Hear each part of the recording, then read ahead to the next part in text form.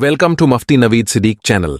बयानात को मुकम्मल सुनने के लिए अभी सब्सक्राइब करें और दीन की सच्ची रहनुमाई हासिल करें।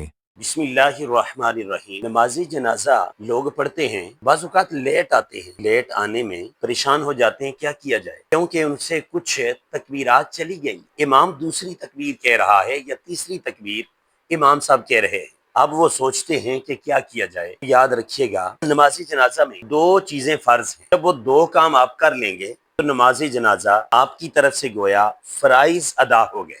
वो दो चीजें क्या हैं? सबसे पहले जब आप पहुंचे आकर तो क़ियाम नमाज जनाजा में फर्ज है। आपने क़ियाम कर लिया, आए और खड़े हो गए। क़ियाम के बाद आपने चार तकबीरें कहनी है। चार तकबीरें जब आपने कह ली, क़ियाम भी कर लिया, तो नमाजी जनाजा के फराइज अदा हो। जब आपको पता है कि आप लेट हो गए हैं, इमाम साहब ने कुछ तकबीरें कह डाली हैं, दो कही हैं, तीसरी तकबीर अभी कहेंगे, तो आप फौरन आकर खड़े हों। खड़े होने के बाद अल्लाहु अकबर, अल्लाहु अकबर, अल्लाहु अकबर, आपने दो तकबीरें कहकर तीसरी ये जो मैंने कही है अल्लाहु अकबर, इसमें इमाम के साथ बराबर शरीक हो जाए। और अगर इमाम ने तीनों कह दी, अब वो दुआ पढ़ रहे हैं, चौथी तकबीर कहकर इमाम ने सलाम फेर देना है, तो आप खड़े हों।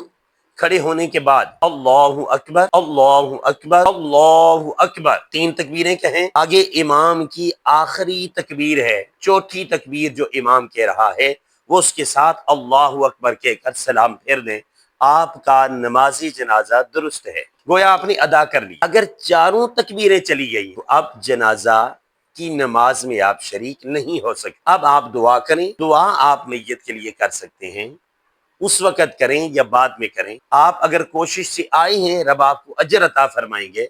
लेकिन ये दो चीजें फर्ज थी, जब कोई फर्ज रह जाए तो वो चीज की अदायगी नहीं होती, चाहे कोई भी नमाज है या दीगर चीजें हैं।